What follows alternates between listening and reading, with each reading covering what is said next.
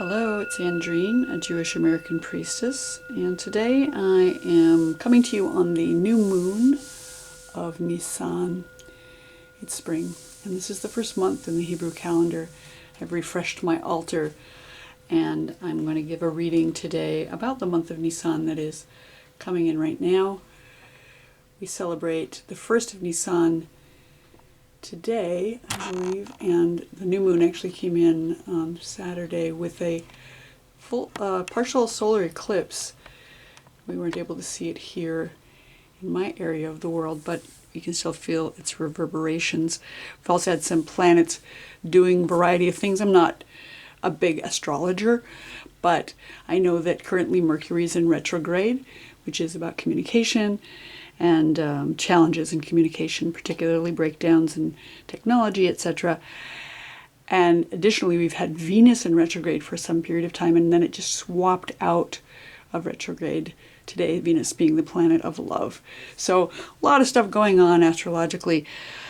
Today I'm going to do this reading about the month of Nisan. We're going to use the Mogen David spread. And we'll just go ahead and dive straight in. I'm going to do a general reading for everyone for this month, just to see where things are going. It's a politically charged time right now in the world, particularly in the country that I live in. But let's just get some thoughts about what's happening in the big picture. And we're going to lay down the first three letters and then the second three letters, and then we'll do one in the center at the end. So let's think about what is coming down from above right now. What does the divine have for us? The biggest message that's coming down from above right now. And that letter is the Ein Sof. Very nice. Okay, and the second letter is the things that we know. What is known right now in our situation for this month of Nisan? And we have the letter Gimel. And then what is unseen, what is unknown right now, but is still right there for us to focus on. If we can open our eyes to it, give us a glimpse into the unknown right now. And we have the Aleph. Okay. So let's start by just reading those. I'm going to zoom in a bit so we can see the letters more carefully. I guess I'm going to bring the whole thing down. There we go. All right. So what's coming down from above right now? What is the message that is being given to us from the very top, our divine guidance right now? And the letter that is at the very top, that divine guidance, is the Ein Sof. It's the letter that is no letter. We have a blank. And today I am using the Bradford pear Hebrunes, just so you know what kind of wood I've got in here. So the Ein Sof, a blank, the unknown, the void, the Tohu Vavohu, which is the unformed that comes before everything. So our divine guidance is to trust in the infinite, know that even though things appear to be chaotic, this is the substrate onto which all the other letters are carved. So we have this feeling of not knowingness. But the nice thing about the Ein Sof is that it also represents the infinite, right? So it represents the divine in the form of the infinite. That the divine is here, the unknown, the unseen, the potential for all things to come in, the existence of all time and matter before time, that oneness that is actually so much of a oneness that it's a nothing, that there is this sense of the divine itself. So before creation, before anything came into being, only divinity existed, that time before the Big Bang. And when the divine was everything, when creation happened by contraction, like happens with each birth, a contraction where everything goes down to one point, then there's an expansion out into everythingness. And this is that period of time before.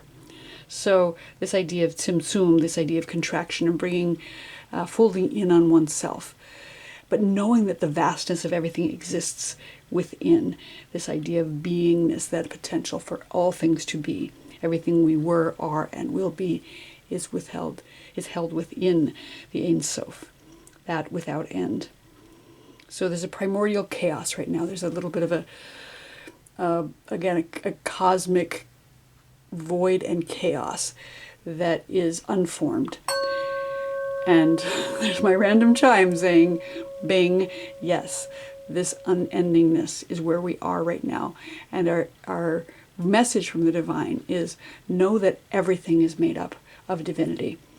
Everything is withheld, or held within, rather withheld, I keep saying withheld, but held within the divine. All things good, all things bad, no judgment.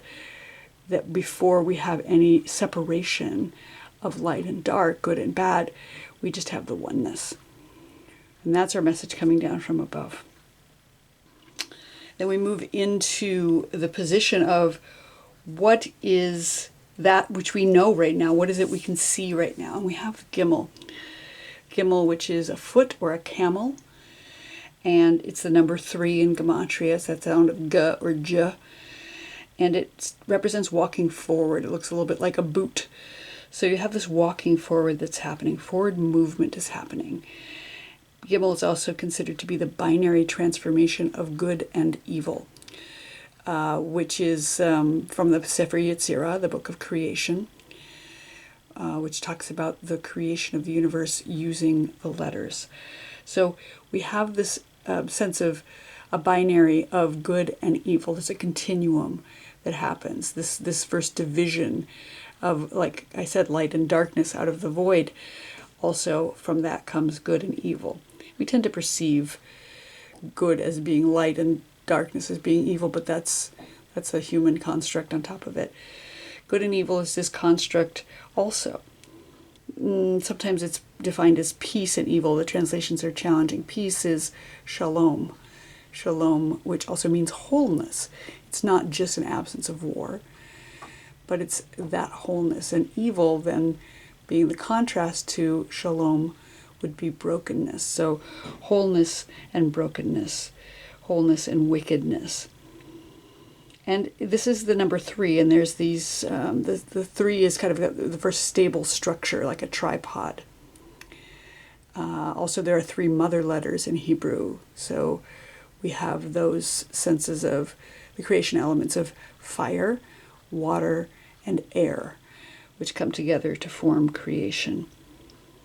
And I think of Gimel. Gimel is the first letter of the word Gan, which means garden, so Gan Eden. It brings us back to the garden, where there was this concept of good and evil being shared by the divine, that if one ate from one tree, you would know what was good and what was evil.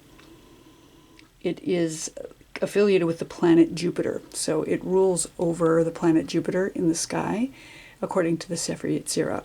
And Jupiter in Hebrew is called Tzedek, which means justice. So all of these things wrapped up in what we know right now. There is a division between good and evil. There is a movement forward right now. That we're running toward justice. That we have the ability to discern between what is whole and what is broken. And that's what we can see right now, is this movement that's happening. Something is happening toward justice. What is unseen? It brings us to this next letter. And the letter that shows up in the what is unknown or unseen is the Aleph. Aleph is the number 1. It's the first letter of the Aleph Bet. It is the mother letter of air. So we can't see air, that's true, but we know it's there. It's very much like divinity. We can't see divinity, but we know it's there.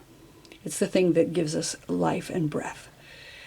In the same way that, some people can perceive divinity as giving us life and breath. It is said in the Torah that the divine breathed air into the nostrils of the human, and that's when they came alive.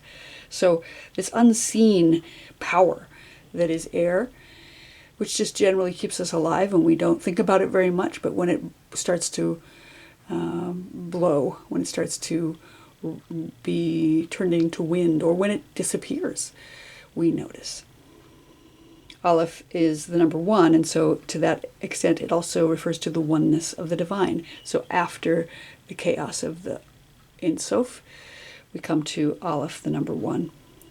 And it is this inhalation and exhalation, the balancing of above and below. You can see that we've got this sort of balance beam in the center here, and these yuds above and below, which are representing divinity above and divinity below, divinity above and humanity below. This liminality and crossroads that we come to when we have to make a decision. Hard to see which way to turn right now. This is one of the messages that's coming in, is what we can't see is the oneness. What we can't see is the air. What we can't see is which way to turn at the crossroads. There's also the sense with the Aleph of the divine, the chest, in the body, the lungs, and it's the letter that holds the place of the seasons of spring and fall. So here we are, the first month of Nisan. This is the number 1, and so we're in this liminal space between the wet of the winter and the hot of the summer. We're in this in-between space of the breath when we inhale, and then when we exhale, and then inhale again. There's this pause that happens at the top and the bottom of the breath. And the divine names in Torah most frequently begin with Aleph. We have El, which means just God. Elohim, the gods. Adonai, the Lord. El Elyon, the God of gods, the God of goddesses, and God and goddesses of gods. But it's also the first letter of the word Adam and Adamah. Adam, which means human, and Adamah, which means mud. So it brings us back to our oneness with the divine, that mud that had air breathed into it, the connection that we have with divinity. And to remember that even though we can't see it, this is what's keeping us alive. The divine, the air, the breath, the invisible. I love that this is in the unseen place right now, because it is this substance that we didn't know for generations and thousands of years that air was a thing. It seems like the absence of a thing, but again, the minute you take it away, one notices because life ceases to exist. All right, so those are our first 3. Let's see what we have in the second 3 to remember during the month of Nisan. What we have at the bottom of our triangle is going to be that which is supporting us, or that is coming up from below to hold us right now in this time of Nisan. And the letter is Lamed. In the upper left corner is what's a fear or challenge right now? What is the most difficult thing we are facing this month as we come into Nisan? And we have the letter Nun. And then our third triangle here is, what is our advice right now? What is the thing that we're called to do in this challenging time? And we have the letter Chet. Okay. So, starting at the bottom, this is the position of what's supporting us right now. What is the base of our foundation? What is getting us through this month? And we have the letter Lamed. Lamed is the letter that begins the word Lev. It means heart, mind. It's the connection of a heart and mind. And it's the one letter that reaches above the line in Hebrew. So it has this sense of aspiration and hope reaching up. So what's buoying us up right now in this month of Nisan is our hearts, our heart minds, that ability to reach up toward divinity and really tap into our sense of hope, even in the face of despair. Interestingly, Lamed is the number 30 in Gematria, And so it's connected to the Gimel in that it's 10 times that 3. So 10 times 3, 10 times that sense of running toward justice brings us to our own hearts, brings us back to our own hearts and our sense of love and hope. Limud velamed, which begins with lamed, are the words meaning teaching and learning. And they're really deeply connected, that one has to learn things in order to teach them. And in fact, while teaching them, we learn more. So that give and take, an exchange of learning something and then turning around and teaching it so that we have a stronger ability to understand what we've learned. The foundation of action in the Sefer Yetzirah. So again, that moving forward that comes with the Gimel, this is the action letter. So we are moving, but we're moving from heart. We're moving from our center, our heart mind, the ability to understand that we are responsible for the knowing and the discerning, the teaching and the learning. Lamed is connected to the digestive tract in the human body. So the intestines specifically, which are the part of our body that is able to discern what is useful and what needs to be excreted. This is a really essential time as we're moving toward Pesach, as to what can we take with us and what do we need to leave behind. So again, this idea of discerning between good and evil, the discernment of between what is valuable and what is not valuable. So digestion, taking in food, taking in ideas, taking in information and spiritual insight, and discerning, is this serving me or is it not? Can we tap into that part of us, which is the heart-mind part of us, that knows what is helping and what is not. And I love that Lamed also looks a little bit like a plant. So it's grounded deep into the earth. It's got this root that's coming down, and then it's got this sprout that's coming up. So we're grounding ourselves into our knowledge of what is earthly in our bodies. And then we are reaching up from that place of rootedness toward divinity.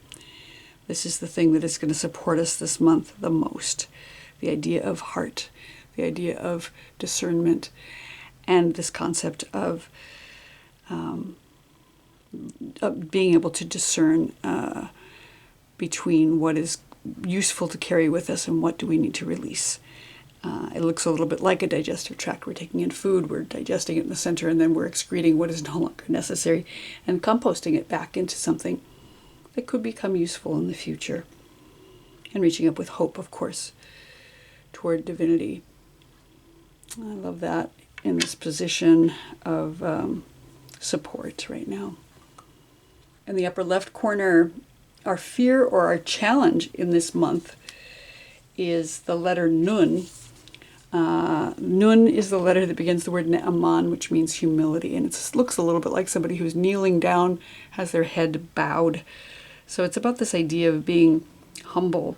And it's really challenging right now. How do we remain humble in the face of everything? And how do we trust in the miracle? Nes also begins with Nun.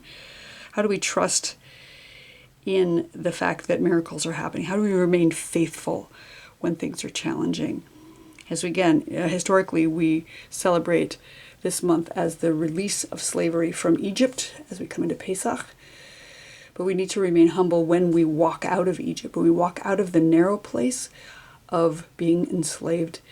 We need to remain humble and understand that the miracles happen because we are able to remember where our place is in regard to the divine. We do need to take action on the opposite side here, but our challenge is remaining humble and seeing the miracle in what appears to be a tragedy. It's super hard to cross the Red Sea, but if we can remain humble, we'll be able to find our miracle in this. Nun also is the letter that is connected with the Jubilee. It's the number 50 in Gematria, which is representative of the Jubilee year. And the Jubilee year is the year in which all the slaves are freed. It's a hard thing for us to accept our freedom after having been enslaved for so long. And it's really important to accept it and then turn around and be able to free others who have been enslaved. So all of our freedom is bound up together. It's related to the stomach in the body. So going back to the intestines here, we have to be able to stomach what's coming up, just to be metaphorical about it. How do we stomach things? This is going to be a challenge for us. Well, we have some challenges with ulcers around worry. And it's connected to the constellation Scorpio in the sky. It looks a little bit like a scorpion with its tail coming up and stinging. Scorpio is a challenging, sometimes seen as a challenging astrological sign because it is sort of secretive and also very can sting you if you're not careful with it.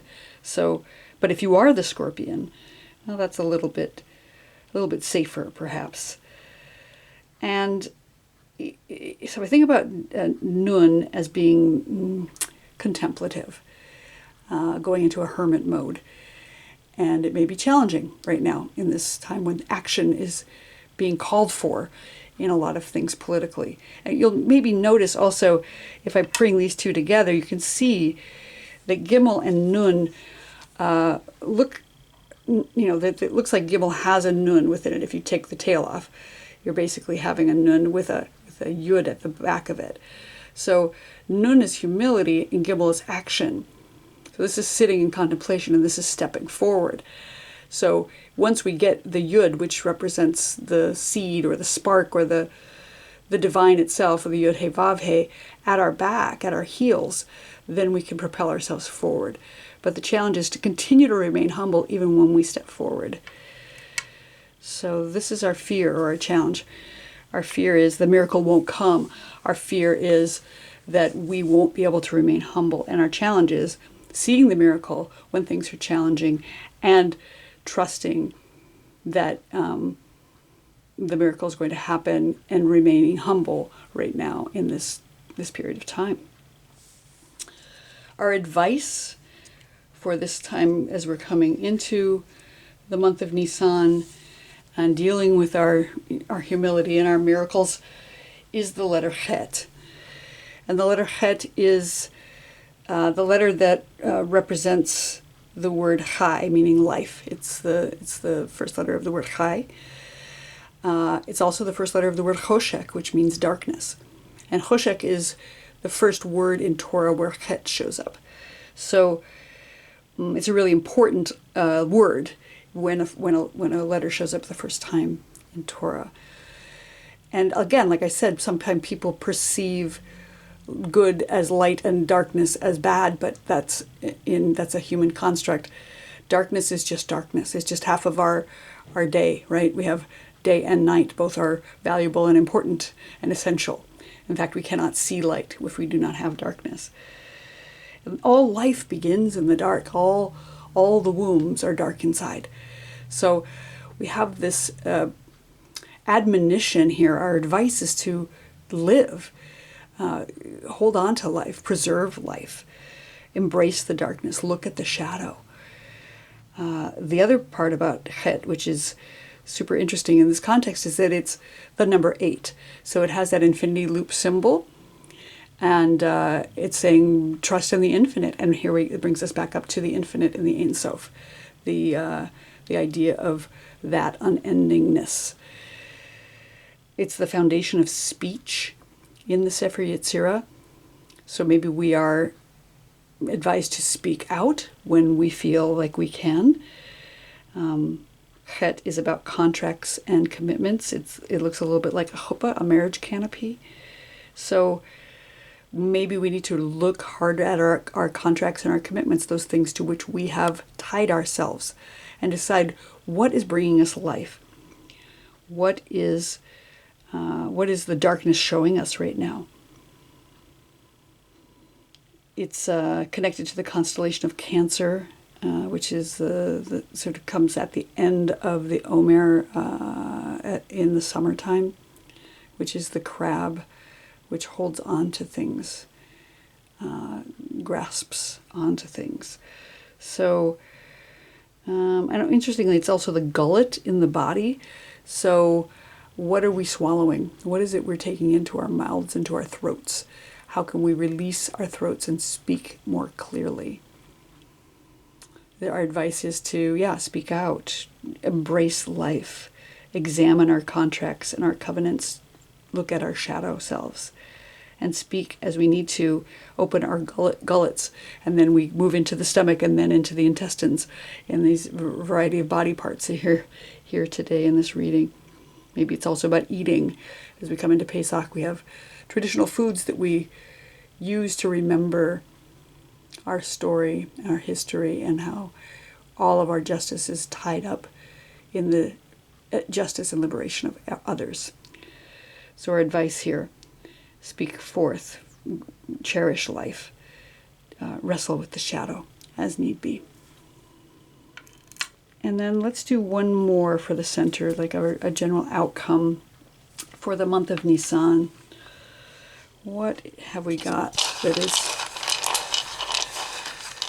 holding this all together for the month of Nisan? Let's see what letter comes out for that. And we have the letter Zayin. Very nice. Zayin is the letter that represents the sword or a scepter. It looks a little bit like a scepter. So it's all about sovereignty. And it has a sense of completion. It's the number 7 in Gematria. And 7 is the number of days of creation, which is to say the divine started creating on day 1, and on the 7th day, they finished creation with the sense of Shabbat. The 7th day is Shabbat. And so there's a sense of rest that comes with this this letter, this sovereignty. That when one is sovereign, one has the ability to rest. And there's magic also affiliated with this. It's almost like a wand. 7 is a magical number. It represents luck in many, many cultures. It's the final day of creation. So there's a completion that's felt with the number 7. And it's also affiliated with the Shabbat bride, which is the Shekhinah, the divine feminine indwelling presence, who is the one who has all power. If we can tap into her. It also represents, of course, the 7 weeks of the Omer, which starts on the second day of Pesach, where we count for 49 days until Revelation at Shavuot. So the 7 weeks of the Omer, lightning coming down from the heavens on Sinai as Revelation is brought in, is connected to the month of Sivan, in which that happens.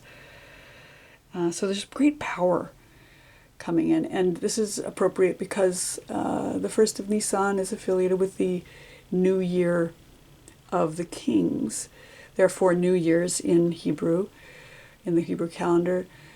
As I said, Nisan is month number 1, and this is the New Year of the Kings, the day from which sovereign's reign is counted. So this sovereignty is here saying that this is the New Year of the Kings, and that we are celebrating sovereignty of ourselves, having come out of enslavement in the narrow places. Then we have the New Year of the Animals, which happens on the 1st of Elul, and then the New Year Rosh Hashanah, which happens as the birthday of the world, happening in usually September in the month of Tishrei. And then we have the New Year of the Trees, which happened back in Shvat, Tu B'Shvat, where we count the trees from.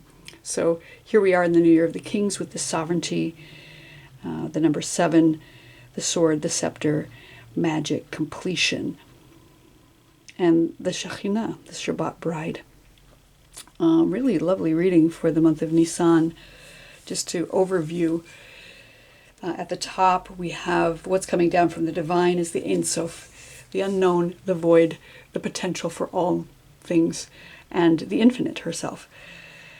What is known right now is the Gimel. Things are moving forward. There's a discernment between what is good and what is evil, what is peaceful and what is less peaceful, what is whole and what is broken right now. And our stepping forward is important, stepping forward toward justice, in fact, running toward justice. What we can't see right now, the Aleph, the oneness of all things, that all of this is happening is coming from divinity, that we need to take a breath, that the air is invisible, and yet if it's taken away, we're no longer experiencing life. So we can't see the Aleph, we can't see the oneness, we can't see the mother letter of air, but we've got to know that divinity is here in that oneness. What's bolstering us up is our heart, mind, lev, the discernment between what we should keep and what we should discard, the learning and teaching that comes from taking something in and digesting it and knowing what to do, and then reaching up with aspiration and hope. That's the thing that's going to keep us going this month, is hope. What's the fear or challenge is the nun, which is that sense of humility. How can we remain humble in the face of things that are happening? How can we trust in the miracles that we cannot see? But we need to remain humble regardless, even if we're in a state of fear about the miracles not happening.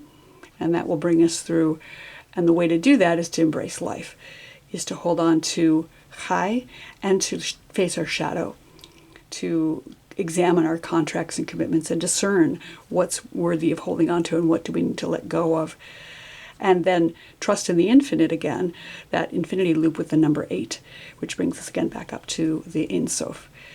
And our outcome here is the 7, the Zayin, the sword, the scepter, the sovereignty of it all.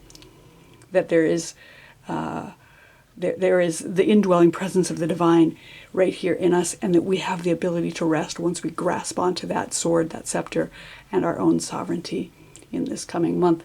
The new year of the king is upon us, the new year of the sovereign. You, regardless of your gender, are sovereign in this moment. If you can reach in, grasp that scepter that is the Shekhinah within you. Trust in the divine here, here, here. Trust in your own humility here, here. Step forward. Know that you're reaching up with heart toward divinity and hope. I hope you found this useful and interesting. I hope your month of Nisan is beautiful and full of growth and new life in this springtime here in the Northern Hemisphere. That you find your freedom from slavery. That we can really trust that the divinity is here walking us through the Red Sea on our way toward revelation. And I will look forward to seeing you here next time. Chodesh Tov.